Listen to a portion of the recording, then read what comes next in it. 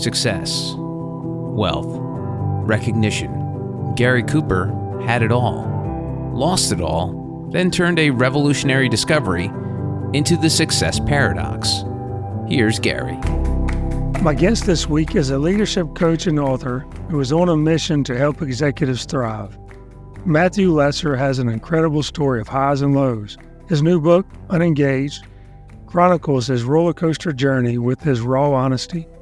Through it all, Matthew discovered his calling to equip fellow leaders to avoid burnout and lead flourishing organizations. Matt, welcome to the Success Paradox. Thank you, Gary. I have really been looking forward to our conversation today. Me too. So I plan on this to be I plan on us to be interrupting each other a lot because we're finishing each other's sentences because I feel like I'm looking at myself. Wow. Well, then this should be a real easy conversation, man. It's like talking to each other in a mirror. It is. Reading your bio, hearing about your father, your family business, I had the same stuff. Oh, wow. So let's just dive right in. Is that all right? Let's do it. So Matt, we have to start things off by talking about your dad. Can you take us back to how you ended up taking over your family oil business from your father? Yeah. So I grew up in a family business. So we actually relocated here when I was about 4 from the Chicagoland area. And so I grew up in a business or a home of an entrepreneur. When I went to college, I was one of those weird kids that, I knew exactly what I wanted to study and I studied business. So I came out of that. Didn't really want to work in a family business. I was going to I was going to go on for a master's degree and do something else with my life. I didn't know what. And, but I needed a job. And so I did that for a little over a year and then went in to resign actually to my dad and just said, Dad, one of us has to go. It's not working out. Yeah. And it's probably not going to be you because you own the stock. And literally he flipped it on me and he said, actually, I'm leaving. And he meant it. And he divorced my mom. They've been married for 29 years at the time. Holy crap. And he moved 1,200 miles away. And so it was a shock to the system, to say the least. So, and I was way out the door. He literally signed it over to me. I took over. And literally over the next 90, 120 days, I began to uncover one problem after another. And the next one was just bigger than the one prior, to the point that there was absolutely nothing I could do. And so I got really, really sick. So I spiraled into a deep depression. I didn't know any of the terminology then, and became suicidal. And it was literally in that pit where I was considering ending my life when literally one miracle after another just began to happen. And lo and behold, about 9 months after, the business did fail. But about 9 months after that, we restarted. And there was just 3 of us. It was me and my mom. I had hired my mom. And one other gentleman that served our family combined for 35 years. And it took off. And it grew from 3 to about 200 people over the next little over a decade. And multiple locations, expanded our geographic spans. We were in wholesale distribution of oil and then wound up getting into retail side as well. And so it was quite the ride, man. And I learned a lot about leadership during that time, because they don't teach you in college how to go through a failing business. And they don't teach you either how to scale it from 3 to 200. They don't teach you about leadership. I didn't know how to, here I am, I'm in my 20s when I start, my 24 when I start this thing. And I'm hiring people that are, 10, 20, sometimes 30 50 years older than me. Yeah. And you can't lead somebody that's twice your age like you lead a colleague or somebody that's your same age or younger. Right. And so literally, I just became so hungry for leadership that I just began reaching out to people that I admire, business leaders, attorneys, accountants, you named it. Right. And can I buy you lunch? And I'd literally just pepper them with questions about leadership and ask them, what book should I read? And so I grew passionate about leadership and equipping leaders because, I had to figure it out on my own. And, I can't tell you how many times I wanted to be fed and be equipped. And, I just had to find it. So, Matt, literally, like my stomach is in knots listening to that story, because it takes me back to how old were you when your dad said, all right, I'm flipping the script, I'm bailing. And then how old were you when that happened? I was 23. 23 years old, and here you are. You're probably surprised, like, hey, I have this opportunity to do something big. I always wanted to be my own man. But then the flip side of that is my freaking dad's gone. I don't know how you were. Mine happened through a death. But then what little Gary, young Gary had was when my dad passed away was I had a chance to be the good boy, a chance to shine. And that's taken, I'm 51 years old now. How old are you? 49. I'll be 50 in a month and a half. So again, we're right there together. Yep. And so I didn't know that at the time, but now I realize I had a chance to be the good son. It's kind of weird how those things play out, but I had a chance to shine. So I had all this weird stuff going on. I wanted to be the businessman. I wanted to be successful. Then I had this weird thing I didn't know, this undercurrent. I wanted to be the good son too and help my mom. I always say, it's kind of funny, my largest shareholder cooked my Thanksgiving turkey, you know? I love it. I love it. It sounds like yours did too, but pretty much. There's so much to unpack in what you just said. So you're this young kid managing these older people, scaling businesses. Nobody taught us that crap. You also talked about depression. So we're going to have to dive into each one of these things.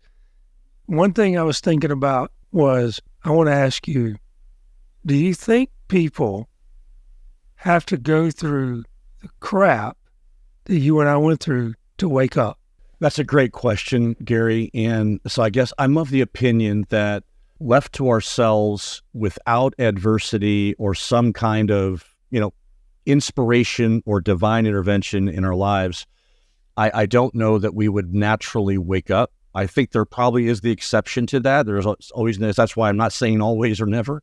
But I think the most part, I think that we have to go through the crap that life throws at us to figure out who we are.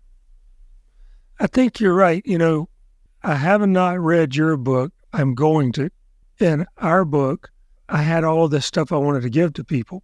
I heard this great quote the other day. Advice without being asked for is really criticism. Ooh, I like that. So if somebody's life is going okay, but you and I see that okay is not, what I really want. It's not what I want. That 23-year-old boy who's fighting his dad and going back and forth and constantly complaining, that shit could have gone on for a long damn time. And you don't have to do that. So what I'm hoping is you and I can, somebody could hear what we're talking about and water splashes in their face and they can say, wait a minute, I don't have to do this. Yeah. Because okay is not really okay. It's not. And the one of the biggest, I learned so many lessons, Gary, through that experience that it would probably take several books to fill up all the lessons learned. One of the big ones that I carry with me to this day is I'm not alone and I don't have to be alone. But in the midst of all that was happening, literally all at the same time, I felt alone and I felt like for some real weird reason, I felt like I had to be alone. Mm-hmm. I told myself these lies like nobody understands, nobody gets it. And, it's the same things that when I talk with leaders today, I hear the same self-narrative. Nobody understands, nobody gets it. I have these problems and blah, blah, blah. And when I have the opportunity, I say, no, you don't understand. I hear this story over and over and over and over and over again. Let me introduce you to 10 other people that said the same thing to me yesterday and the day before. And let's put you all together in a group because you're all facing the same troubles. You're all facing the same struggles, challenges. You're not alone and you don't have to be. You're so right. You know how I try to cure my loneliness a lot of times until I slap myself in the face. Sometimes I call myself asshole. I do the same thing. And so when I'm lonely, I try to cure it by isolating. And it's so stupid. Which makes it worse. It makes it 10 times worse. So I'll think, oh, the world is terrible. And then I'll go isolate and watch Netflix by myself and think, why am I so lonely? And then I'm like, you're an idiot. Wake up, asshole. Yeah. And then I'll be like, oh, wait, I can go ask David, my business partner, There you go. what's going on. So do you find with that kind of a question I have found, and what is your experience, YPO, Vistage, there's so many different peer groups. That has been a lifesaver for me. Have you seen that in your work with others?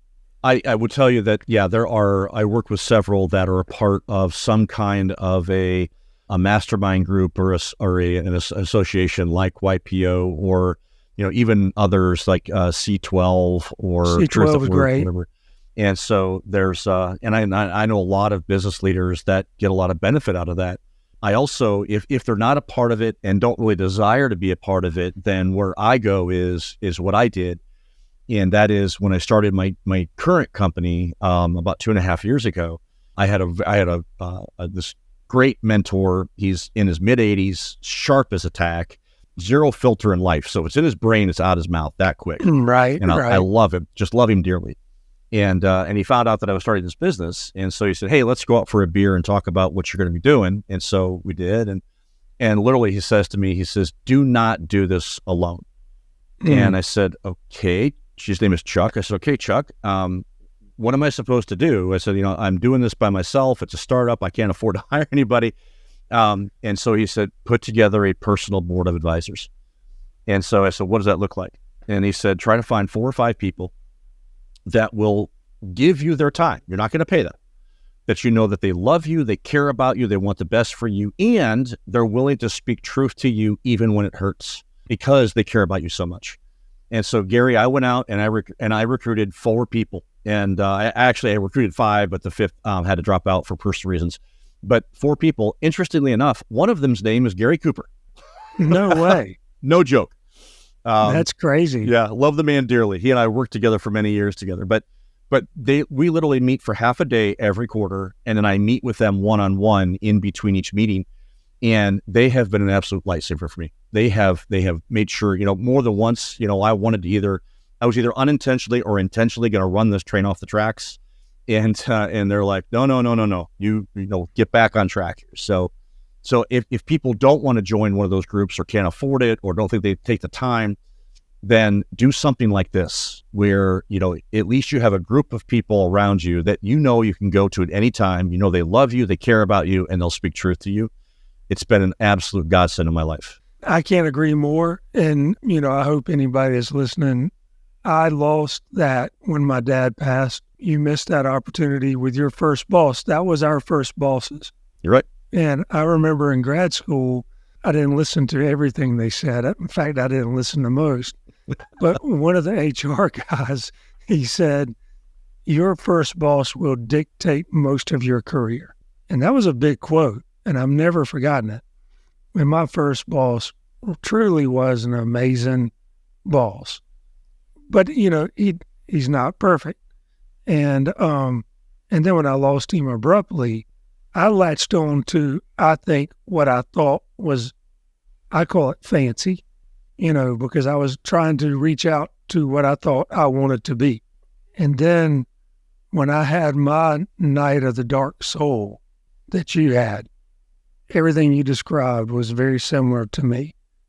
I had 3 hip replacements. I had back surgery, had an alcohol problem, out of control, and I also wanted to end my life and came pretty close. Then I had this neighbor, I'm not going to mention his name, but he was a CEO of a Fortune 100 company, yet he drove a 17-year-old pickup truck, and his newest car is a Ford pickup truck. He's never flown private, and this man is one of the happiest people I've ever met. He has a home in Telluride, but he literally drives from South Carolina to Telluride because he wants his dog to be with him. And I chose him to be my mentor, somebody who has everything but is happy with very little. Yeah, he has some houses and stuff, but he has access to private planes, but he doesn't use them. And so I chose him exactly like you. We would have coffee on the back porch. He was my Chuck, Yeah, that's great. Yeah. Yeah. And he changed not only my life, but my business too. Gary, that is so wise. When I was coming out of my depression and then the business starting over, actually a local businessman, he got involved. He was lifelong friends with my mom, and she saw what was happening. And so she called him and said, would you be willing to meet with us, mainly me? And from that point forward, he not only helped us restart the business, but he took me under his wing. And he taught me, literally we met sometimes twice a week and we did this for a decade. It was at least once a week, sometimes twice.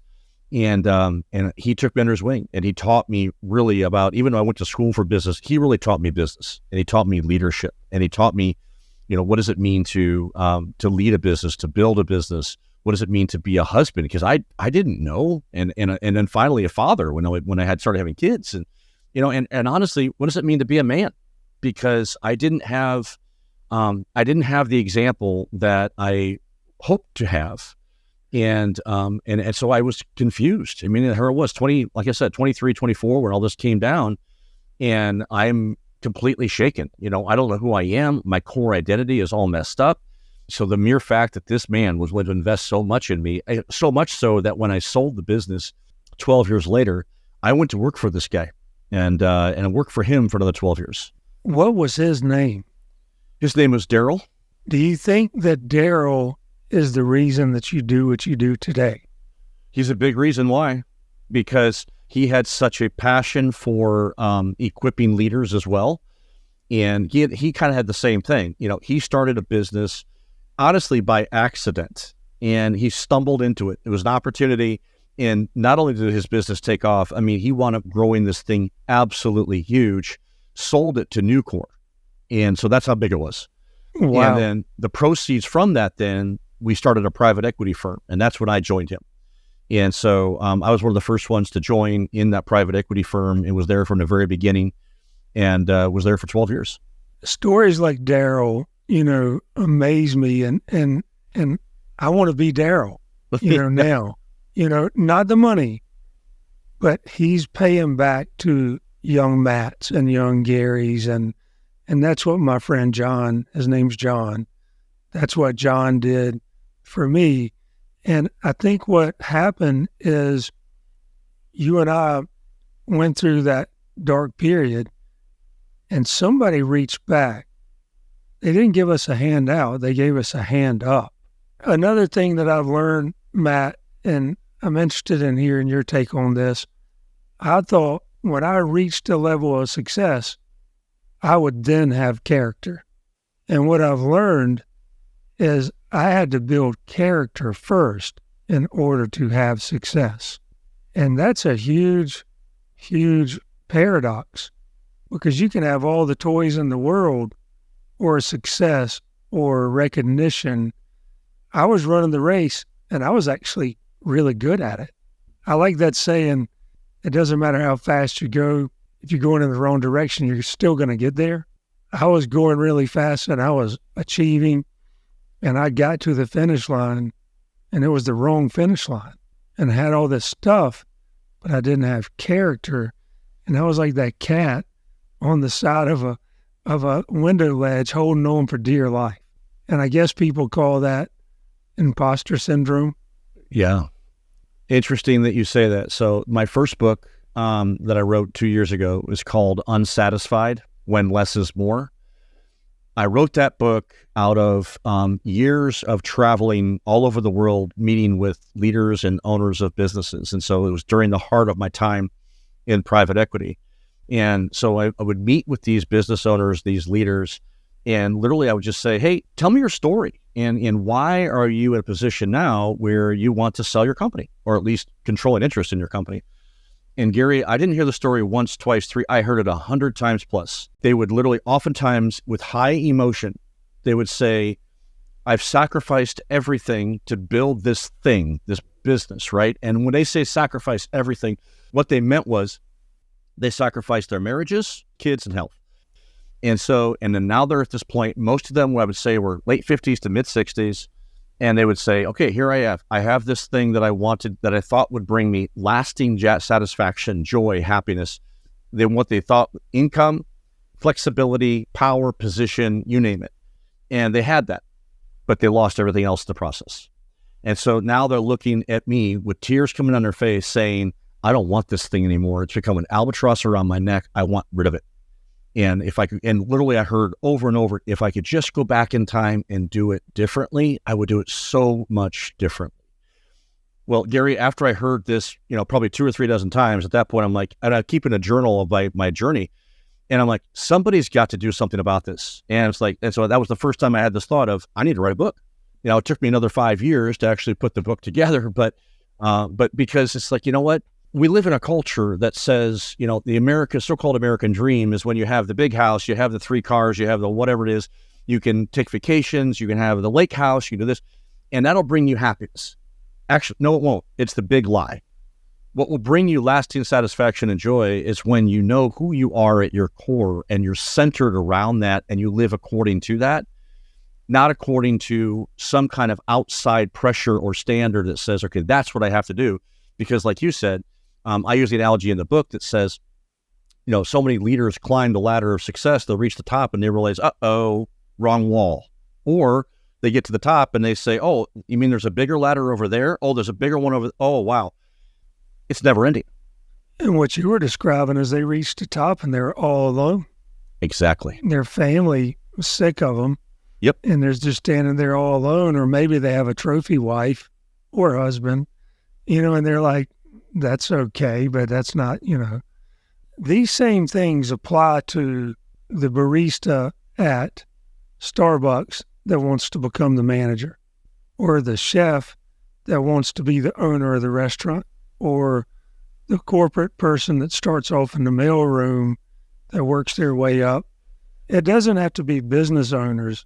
Same people are sacrificing, if I just stay longer at the office, or the physician that takes the extra shift, or the pharmacist who works at Walgreens another shift. Yeah. It doesn't have to be business owners. No.